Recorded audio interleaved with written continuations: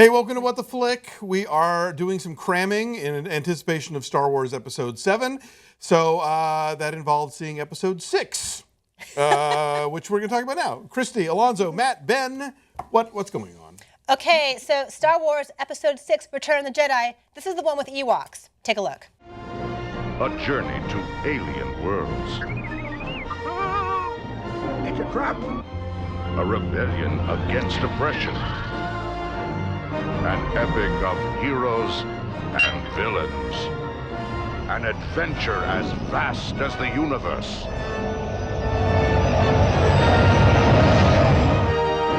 Return of the Jedi. Man, the Ewoks, you think that it's going to be like Klinger.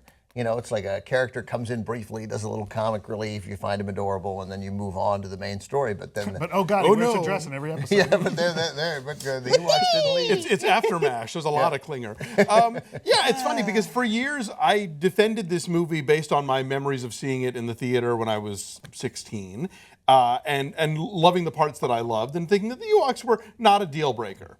And then I watched it again this week. It's like, oh my God, the Ewoks are a deal breaker. They're so annoying. There's so much of them, and they're just so oppressively adorable. And it just completely undoes the tone of what's going on here. But you know what's so funny? When in retrospect, looking at the Ewoks, like Jar Jar Binks makes sense now. Like that instinct in Luke is to make something really cute that's going to annoy grown-ups, but he doesn't care because he's got vision that kids will love it. This is where you start to see the cracks in the storytelling. No, seriously, like the second film, Empire is so great, and you've got all these rich characters, and even in between the first and second film, for instance, they outside of the realm of the movies, they set up this great mystique to Boba Fett. And so Boba Fett is this menacing, faceless figure that you get in Empire Strikes Back, and in Return of the Jedi, he goes out like a bitch. Like oh my God. Right into that Starlight pit. Totally, yeah. Like, I'd watch it twice. Like, what? That was He has a jetpack. Right. How does he not get out of that thing? He gets killed by accident? Come on, right? Like you end up with some interesting moments. That's what he gets for debuting in the holiday special. Yeah, exactly. Was that when you first saw Boba Fett? Yes. Special? No. So, this movie opens up with the heist to get Han back. And you've got some interesting character moments in here, more development of the relationship between Han and Leia. We get some fun action scenes, and the fight scene over the pit is super fun. I forgot how long all that takes. Yeah, though. it does I take seem to a remember while. the movie just starting with the star like that. Oh, no. No, it's takes a lot of Jabba's palace. And there's a lot of extra scenes that got cut out of that. Really? Wow. Yeah, there's a fair amount of scenes that got cut out of that. Then we get to the meat of the arc of the whole saga, which is, okay, now we're going to take out the Empire once and for all. He's got another battle station. We got to do this. And so it becomes kind of this whole story all over again, which is fine, except that let's have the little kid moment with the teddy bears, and this is going to be fun. Yeah, I mean, Ben was saying in our Star Wars review that this is essentially Star Wars all over again, and it kind of is because they've got to go blow up another Death Star. It feels very similar. Just right in the beginning, you're like, again with the scroll, you're like. I mean, it was like, okay, so then what do we do now? Oh, they build another Death Star because they can. Yeah. My memories of this are just that Carrie Fisher looks super skinny, right? I mean, the drug use is well documented, and she was doing a shit ton of coke at that point. I thought she looked her best because she's really skinny. Well, she's wearing the bikini in the Slave Leia costume. Yeah. And Hutt Slayer Leia. But the hair was good too. Oh, okay. Yes, and they do good work at Jabba's lair, and so. I just recall this feels really jokey to me. I mean, yes, they're all kind of an homage to a certain kind of rousing movie, but this feels jokey and silly to me in a way, especially coming off of Empire, as you say, which matters. Well, and it's jokey. Substantive. What's frustrating is it's jokey, and all of the stuff that happens on the Forest World on Endor is jokey and lighter, and yet you. Especially in the last battle, like it's still kind of silly and kind of goofy. Because the Ewoks are helping. Because the Ewoks are helping, and even when there's that scene, there's that little shot where one of the Ewoks gets killed, and you're supposed to feel bad, and the rest of it's been just this kind of light, fun, exciting popcorn battle. But then when you cut back to the scene, that and all the space battle scenes, so it's all really light, really kind of not very deep at all.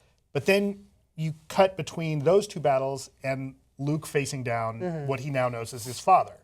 And they can't have it both ways, right? Like that's where the movie really struggles, is because it's trying to do two emotions at one time. like, okay, the exciting, oh yeah, let's get those bad guys. They're really bad. And Luke trying to turn his father back to the light side, right?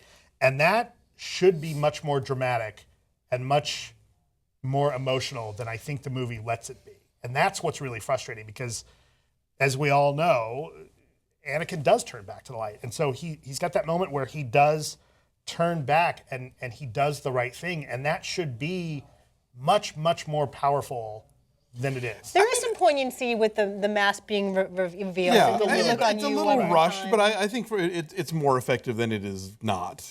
But you're right. I mean, it certainly could have been better. Somebody made the observation of, if Darth Vader is so great with the Force, how come he spent all that time with Princess Leia in the first movie in Episode 4 and did not pick up on the fact that she's his daughter? He's blinded by his own evil. His hate has consumed him. I think that you're right. I think the tone is wrong. I'm going to lower my score by 1, so 1 full. Okay, all right. So the the tone is wrong, so there's drama lost in that. Also, I just think it's poorly executed because literally we're waiting for it. Even if you know it's coming, even if you don't know it's coming, you sort of have it. You know the way it's shot. You're like, oh, he's going to do something. He's going to save Luke, and he waits an excruciatingly long time. I mean, I'm like, I think he's electrocuted. I think he's dead. And then he literally yells no first, like it's plotting. It is not, the drama is zapped from that. There is drama literally at the end when the helmet comes off. Then, I mean, there's poignancy to that, as you said.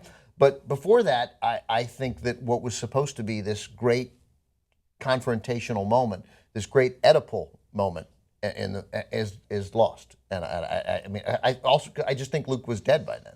Like how could he survive? Darth Sidious zapping him that long? How long from literally the most evil, most powerful person there is? Right. Like you don't have a quicker way to make this happen? Well, he's got the Force on his side, so maybe he can withstand the zapping from but Darth Sidious. It's strong with this the one. Emperor has the Force too, right? The Emperor does, and you're supposed to, the Emperor's trying to get Luke to turn to the dark side, and the script is written in such a way that it flirts with that, especially when Vader brings up, oh, your sister, and that's when Luke gets angry, and that's when he really starts fighting, and that's the moment where he Give in to your anger. But it's all, because we've had the Emperor say that so many times, you're like, all right, fine. He's not going to give in to his anger. And it's frustrating because that could have been a much more exciting, much more powerful scene. I will say this for this movie that still works for me. I remember in 1983 seeing that forest chase on the little speedy things. That was the most amazing thing I had ever seen in my life up to that point. No music in that scene at all. It's so exciting, and it holds up. It's still exciting, even on the small screen. What's a trip though is if you go back and you watch these movies the way Lucas has tinkered with them, because I have seen Return of the Jedi in the last year and a half or so, where he messes with the music, and there's the horrible, cheesy do-do-do-do music at the party at the end. Oh, that was always there. And then I feel like he changed. He changed the party music at the end. It's different. Oh, he took out the Gub Gub song? No, it's not. It's like some sort of It's even Zamfir worse. pan flute. Oh, lordy. And then you have also the creepy hologram vision. Oh yeah, the Hayden Christensen now. Like, oh, Hayden Christensen's here now. Yeah, so there's that kind of retroactively taints it. Although he thought he was improving it by putting more fingerprints. Yeah, tying he's it all Richard together. Carpenter. It's like he can't leave this shit alone. Right. Look, there's a lot of stuff we haven't brought up that we could go. We haven't spent any time talking about John Williams' score, which these movies would be wildly different. And that's another thing that started was the idea of this classical sounding music in big epic films that we hadn't heard in a lot of places. Sort of like Eric Korngold kind of. Yeah, I mean it's and you can hear Holst the Planets in his scores. Sure. And it's great stuff.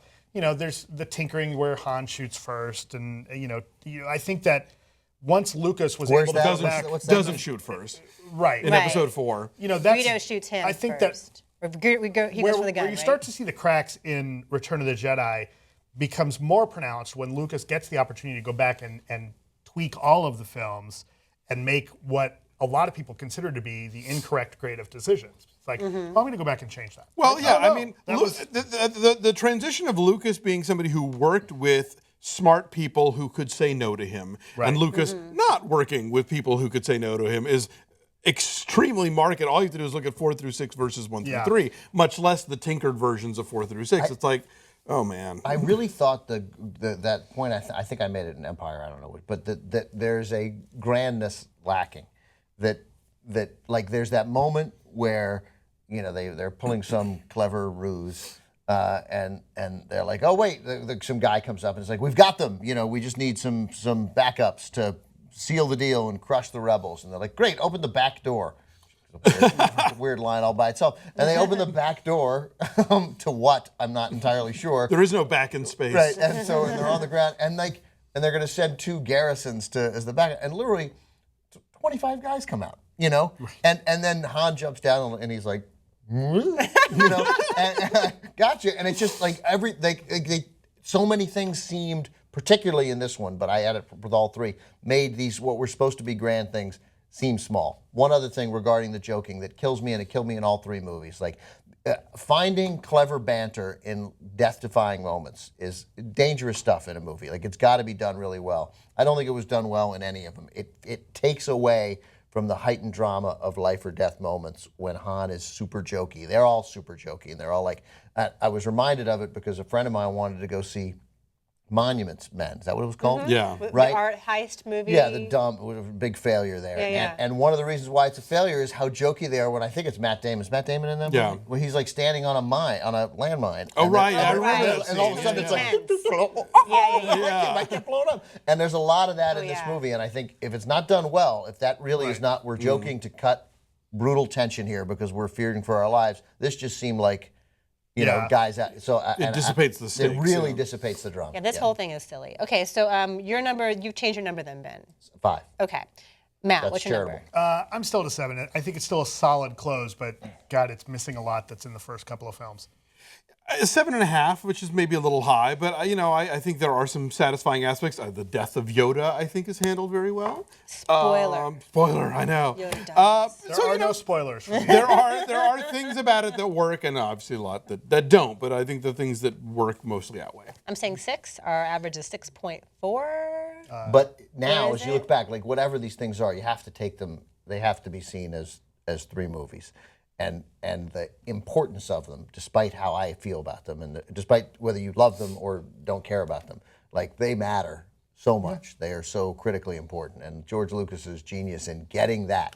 Whatever the things that I can't believe he got, like you have to bow your head and be like, but man, you got him. Right. You were some Nailed kind, it. Listen. you were some kind of genius. Yeah. Return of the Jedi is no Godfather 3. Right. Well, this needed more Sophia Coppola. So Godfather 3, next underrated. week we'll go do. Speaking of the lack of genius of Lucas, whatever, we're gonna come back next week and we're gonna do episodes 1, 2, and 3. Oh, that's Seriously, Thanks a lot, Internet. These will be the ones you like. I spent $108 and I'm freaking in Atlanta next week. What? Oh, man. Well, I have the DVDs. You can borrow my DVDs. I already No, spent but them, he's got the already movie. He's not spent going to be here to do them. Oh, you're not gonna be here next week. Oh. Boo. TCM. All right. So wait, did we even say what Jedi is when's the the new tomato one out? meter? 79%. 79 on the tomato meter for Return of the The Jedi. December 18th. December 18th. Get your tickets now. Can we wait till the 17th? I can do Maybe. Let's not You have guys the are scheduling discussion clamoring on to air. see us talk about the prequels. We're going to do them entirely in Jar Jar Binks' voice. Okay. Bye.